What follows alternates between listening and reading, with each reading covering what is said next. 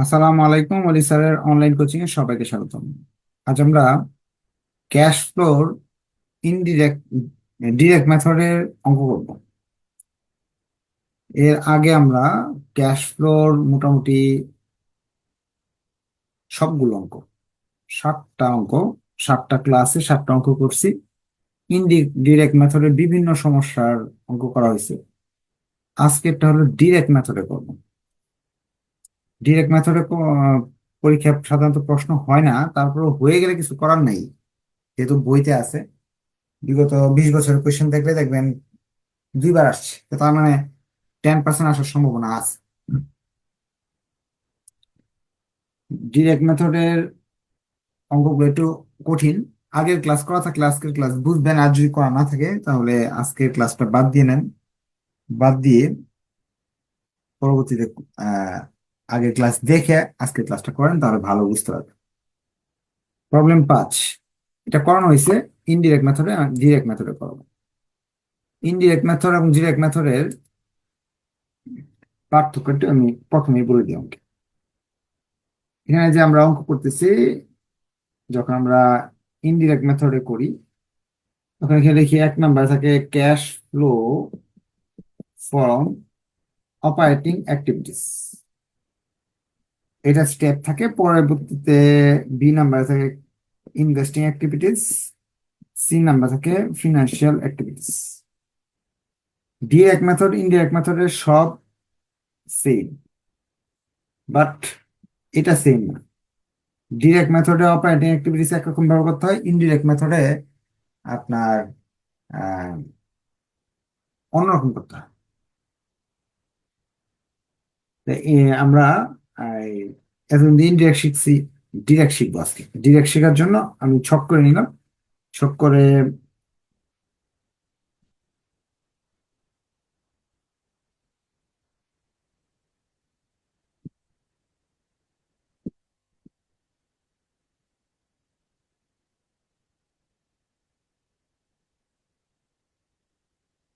কঠিন লাগলে direct method বাদ দিয়ে দেন, যদি আপনার মাথায় না ঢুকে। চেষ্টা করেন নাকি ঢুকবে। আমি আপনাকে 3-4টা সূত্র শিখিয়ে দিব, আপনি পারবেন। প্রথমে লিখতে হবে ক্যাশ, টাকা পাইলাম, cash receive from account receivable বা কাস্টমার।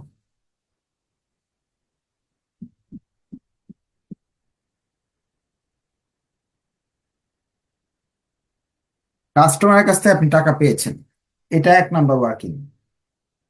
ওয়ার্কিং নাম্বার 1, আমি ফার্স্টে বাস্তব বা বেসিক ভাবে বুঝাচ্ছি, পরে সূত্র শিখিয়ে দিব।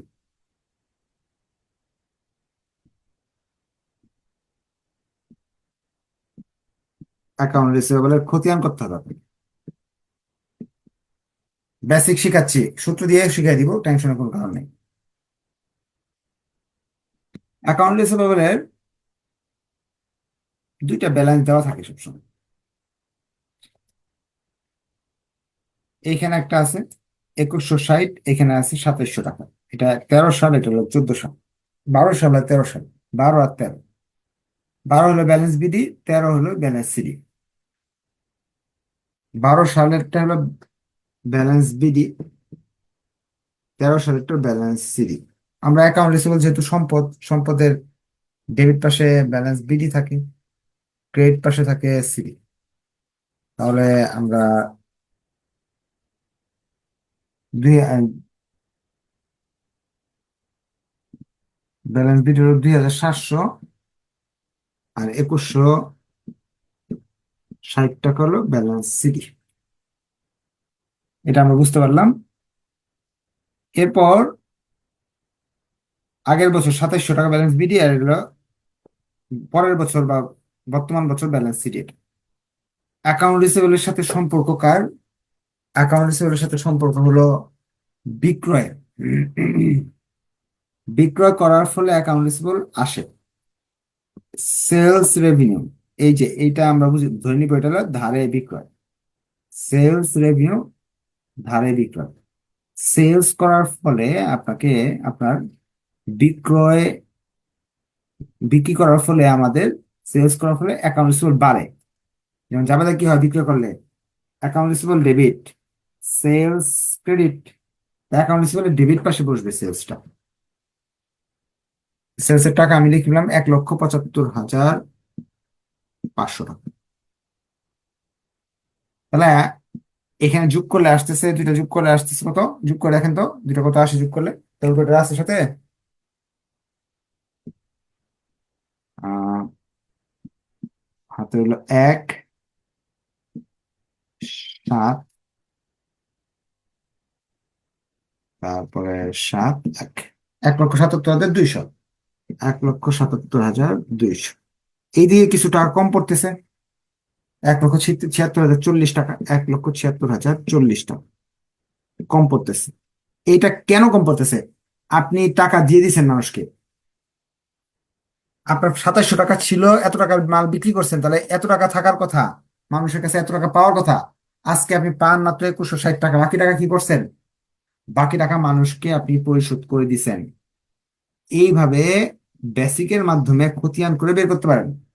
এখন অনেকেই বেসিক এই খতিয়ান করেই নেই, এসএসসি এইচএসসি তে খতিয়ান করে নেই, সায়েন্স থেকে আসছে বা কমার্স থেকে পড়লো, একে ফাঁকি দিয়ে আসছে।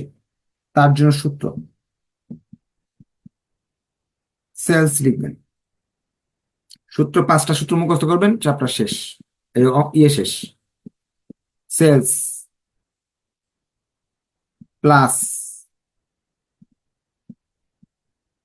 ডিক্রিজ, মুখস্থ করে ফেলবেন, decrease account receivable, increase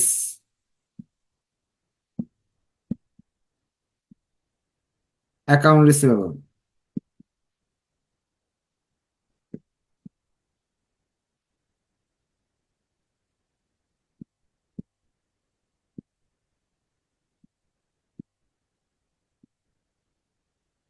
decrease increase তো চিনেন, ডিক্রিজ ইনক্রিজ চিনেন তো অবশ্যই, যে আগে ছিল 2,700, এখন হলো 2,160, কমে গেছে। কমলে এই কাজটা করতে হবে। এখন ইনক্রিজ ডিক্রিজ চিনি না sir, option 3, sales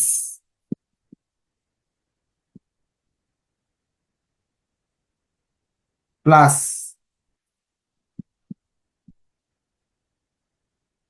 opening balance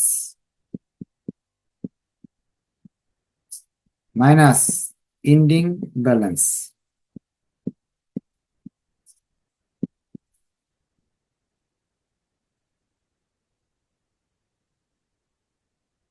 তিনটার মাঝে যেটা আপনার কাছে সহজ লাগে সেটাই অ্যাকসেপ্ট করেন। তিনটার মাঝে যেটা সহজ লাগে এটা আপনি নিতে পারেন। এইভাবে 1 নাম্বার টাকাটা বের করতে হবে। এইভাবে 4টা থেকে 5টা সূত্র আপনাকে শিখে নিতে হবে প্রতি, এই ডিরেক্ট মেথড শিখতে গেলে। এখন যদি মনে করেন না এগুলো আমার খুব কঠিন লাগে, বাদ দিয়ে অন্য চ্যাপ্টার করতে থাকেন। ডিরেক্ট মেথডের যে অঙ্ক আসে দিবেন না, ইনডিরেক্ট আসে দিবেন। বুঝতে পারলে ওকে লেখেন, আর না বুঝতে পারলে বলেন স্যার বুঝি নাই, আমি আরেকবার বুঝাবো। কারণ এইটাই বুঝাবো, এরপরটা আর বুঝাবো না। এরপরে যেগুলো ওয়ার্কিং করতে হবে সেগুলো আর বুঝাবো না, সরাসরি অঙ্ক। এরপরের কাজ আমাকে, টাকা তো এবার পাইলাম, এখন দেওয়ার পালা। টাকা যাবে কার কার জন্য? পাওনাদারকে টাকা পরিশোধ করার জন্য সবার ফার্স্টে টাকা যাবে, অ্যাকাউন্টস পেয়েবলকে দেওয়ার জন্য। তো এগুলো সব মুছে ফেলতেছে।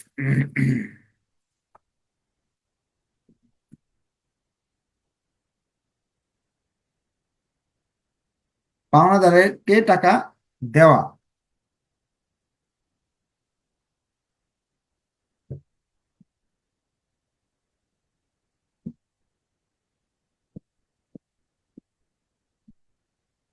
প্রথমে আমরা টু সাপ্লায়ার, পাওনাদারকে টাকা দেওয়া, ওয়ার্কিং 2 সবসময় করতে হবে।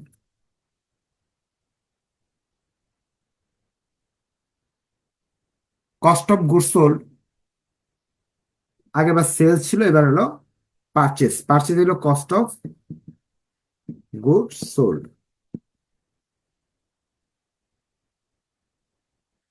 Add increase inventory, less decrease inventory, add decrease accounts payable, less increase accounts payable. এই হলো সূত্র। চলেন যা দেখি। খতিয়ান করলে দুইটা খতিয়ান করতে হবে, একটা হলো ইনভেন্টরি খতিয়ান করতে হবে, আর একটা হলো অ্যাকাউন্টস পেয়েবলের খতিয়ান করে এটার আনসার বের করতে হবে। কারণ মজুদ মাল কিনেই তো আপনার এই ঘটনা ঘটছে, অ্যাকাউন্টস পেয়েবল সৃষ্টি হয়েছে। এই জন্য ইনভেন্টরি এবং অ্যাকাউন্টস পেয়েবল দুইটাকে নিয়েই আপনাকে কাজ করতে হবে অ্যাকাউন্টস পেয়েবলের ক্ষেত্রে। এখন ইনভেন্টরি বাড়লো না কমলে এখান থেকে দেখতে হবে, 28,800 ছিল, এখন 23,400 কমে গেছে। অ্যাকাউন্টস পেয়েবল আগে ছিল 10,800, এখন আছে 9,360, কমে গেছে। দুইটাই কমে গেছে। কস্ট অফ গুডস সোল্ড কোথায় দেওয়া আছে? নিচে দেওয়া আছে।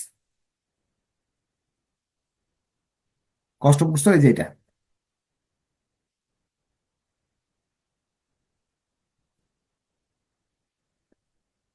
1,18,800 ইনভেন্টরি ইনক্রিজ হয় না, ডিক্রিজ হয়েছে, তাহলে এটা না লিখলেও চলতেছে আমাদের। অ্যাকাউন্টস পেবল ডিক্রিজ হয়েছে, ইনক্রিজ হয় নাই, সো এটা না লিখলেও চলতেছে। টাকাগুলো শুধু লিখে দিয়ে দিই। ডিক্রিজ হয়েছে হলো আপনার ইনভেন্টরির 5,400, আর এটা হলো 1,500। টাকার অ্যামাউন্ট গুলো একটু লিখে দিই। অ্যাকাউন্টস পেবল 3,600 আর 3,600, অ্যাকাউন্টস পেবল, অ্যাকাউন্টস পেবল 10,860, 10,860, আর একটা হলো 9,360। আর এই ইনভেন্টরির টাকাটা কত? 2,700 আর 2,160 না, না না, 28,400, 28,800, 28,800 মাইনাস 23,400। অ্যামাউন্ট গুলো লিখে দিলাম যাতে আপনি মনে রাখতে পারেন। তাহলে আমরা এখানে টাকাটা লিখতেছি, সাপ্লায়ের টাকা আসতেছে 1,14,9,00, 1,14,9,00। না বুঝলে কোয়েশ্চেন করার সুযোগ আছে। 3 নাম্বার ওয়ার্কিং, কেন টাকা যায়? খরচ করার জন্য, অপারেটিং এক্সপেন্স। অপারেটিং এক্সপেন্স, খরচের জন্য টাকা যায়, ফর অপারেটিং এক্সপেন্স, খরচের জন্য টাকা যায়। অপারেটিং এক্সপেন্স মানে 3 নাম্বার ওয়ার্কিং।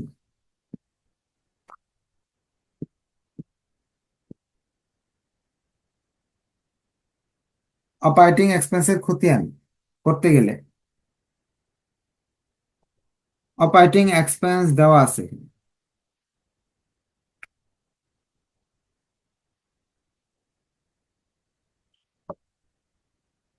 এইটা অপারেটিং এক্সপেন্স 31,680 টাকা। এই অপারেটিং এক্সপেন্স এর মাঝে প্রিপেইড এবং আপনার পেয়েবল এইগুলো থাকতে পারে।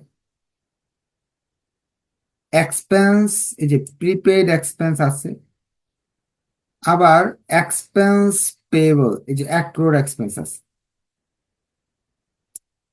প্রিপেড এবং অ্যাক্রোড, বকেয়া খরচ, অগ্রিম খরচ এরকম থাকতে পারে। তাহলে এরকম যদি এগুলো থাকে তাহলে কি করতে হবে? অপারেটিং এক্সপেন্স আপনি লিখে নেবেন, যদি থাকে আপনার প্রিপেড, ইনক্রিজ প্রিপেড, সূত্র লিখে নিতেছে, decrease prepaid.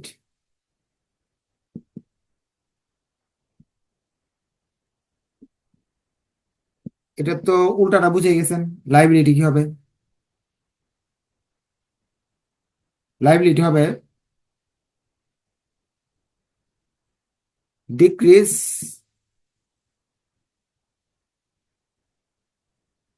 Payable, increase payable. অগ্রিম খরচ ইনক্রিজ হলে অ্যাড, ডিক্রিজ হলে বিয়োগ। অগ্রিম খরচ ইনক্রিজ, ডিক্রিজ হলে অ্যাড, ইনক্রিজ হলে বিয়োগ। এইখানে কি হয়েছে আমরা প্রশ্ন না দেখে তো আর বলতে পারছি না। এখানে আমাদের এই বকেয়া খরচ 3600 আর 2700 কমছে 900। 3600 এবং 2700 খরচ কমছে, পেয়েবল কমছে 3200 আর 2700। এরপর প্রিপেইড আগে ছিল 1440, এখন 1080। 1440 1080 কমছে, 1440 1080 কমছে। তাহলে কমার গুলা রাখলাম, প্রিপেইড কমছে, এটাও কমছে। কমার গুলা রাখলাম, বাড়ার গুলা মুছে দিলাম যেহেতু আমাদের লাগবে না এটা।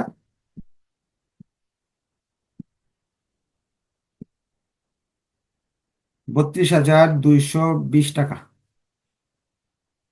আরেকটা কাজে আমাদের টাকা যায়, সেটা হলো ট্যাক্সের জন্য।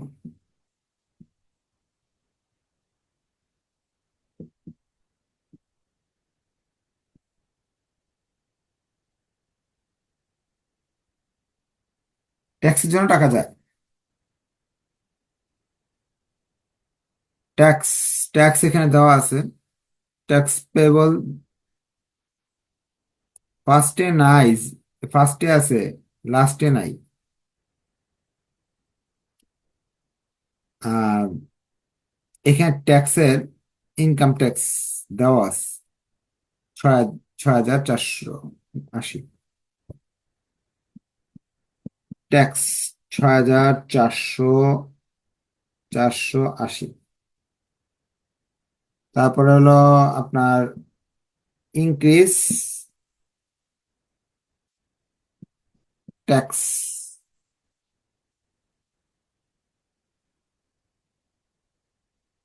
Decrease decrease decrease tax payable, increase tax payable. যেমন একটা আছে 2160 ছিল, আর একবার নাই, কমছে না বাড়ছে? বাড়ছে, প্রথমে ছিল না পরে আসছে। প্রথমে 0 ছিল, এখন 2160 আসছে, বাড়ছে। বাড়লে তাহলে এটা মাইনাস হবে। শেষ। তো ডিরেক্ট মেথডে মাত্র 4টা ওয়ার্কিং করে এই ঝামেলা শেষ হয়ে গেল। এখন আমরা যোগ বিয়োগ করবো।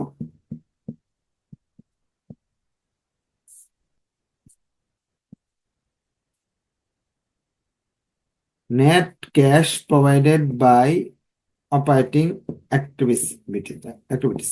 এই টাকা কিন্তু আমি যখন ডিরেক্ট মেথডে করবো এটা আসবে, ইনডিরেক্ট মেথডে করলে এটাই আসবে।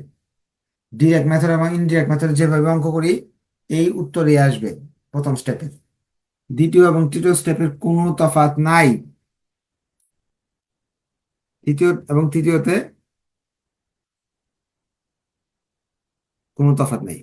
আমরা ডিরেক্ট মেথডে আরেকটা অঙ্ক করবো, সেই অঙ্কে আরো কিছু নিয়ম শিখতে হবে আমাদের। এরপরে দ্বিতীয় এবং তৃতীয় স্টেপে আমাদের কিছু করতে হবে না। এখানে আপনার এই সম্পদ কেনা বেচা গুলো নিয়ে আসবো, যেমন বন্ড ইস্যু, ইস্যু মানে বিক্রি করা, এটা বেশি বিক্রি করছে। তারপরে আপনার ও সরি, এই সম্পদ কেনা বেচার মধ্যে এটা আসতেছে না।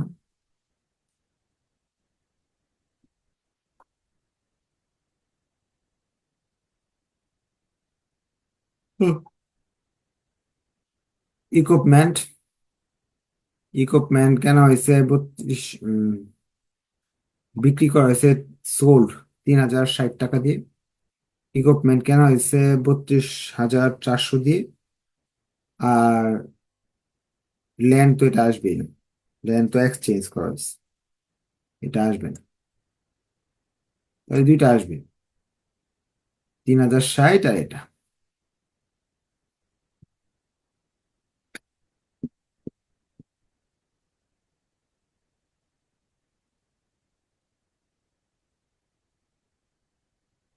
এই পরের অংশটা আমি বেশি একটা ডিটেলস আলোচনা করতেছি না, কারণ হলো এই বাকি যে দুইটা, এগুলো তো আমি অঙ্ক করাই দিছি, অঙ্ক 5-এর করানো আছে। সেলস অফ ইকুইপমেন্ট 3060, পারচেস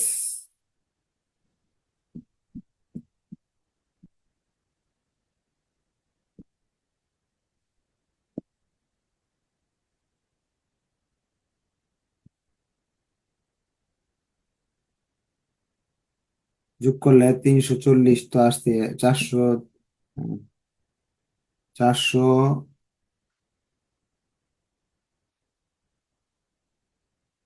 বিয়োগ করতে হবে না, 340 আসবে, বিয়োগ করে কত আসে নিজেরা করেন। 340 আসবে, আর হলো 29, 29 আর 340।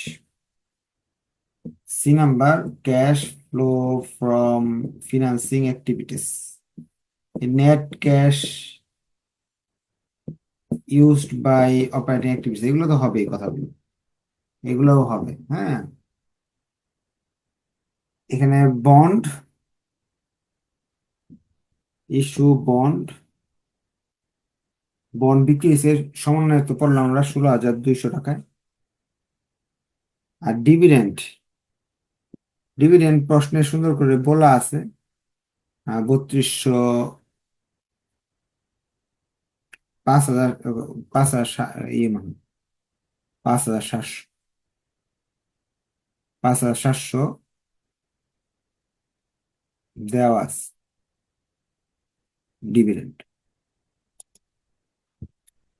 5,700। আর ল্যান্ডেরটা আসবে না, ল্যান্ড তো চেঞ্জ করছে, এক্সচেঞ্জ, এক্সচেঞ্জ করলে আসে না।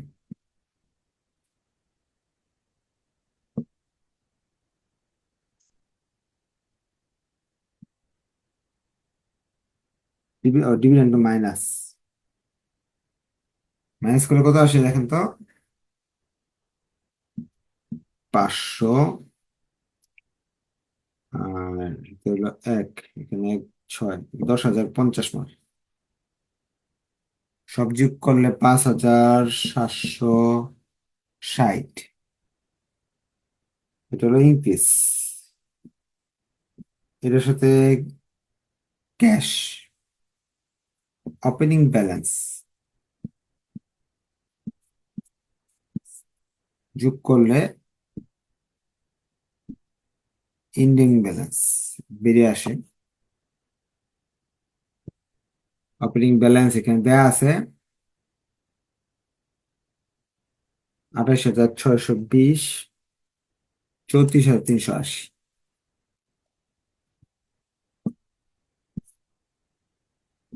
ক্লোজিং ব্যালেন্স শেষ। এই ছিল আমাদের অঙ্ক। নেক্সট ক্লাস আবার দেখা হবে ইনশাল্লাহ। লাস্ট, এরপরের ক্লাসে আমরা একটা ডিরেক্ট মেথড অঙ্ক করবো।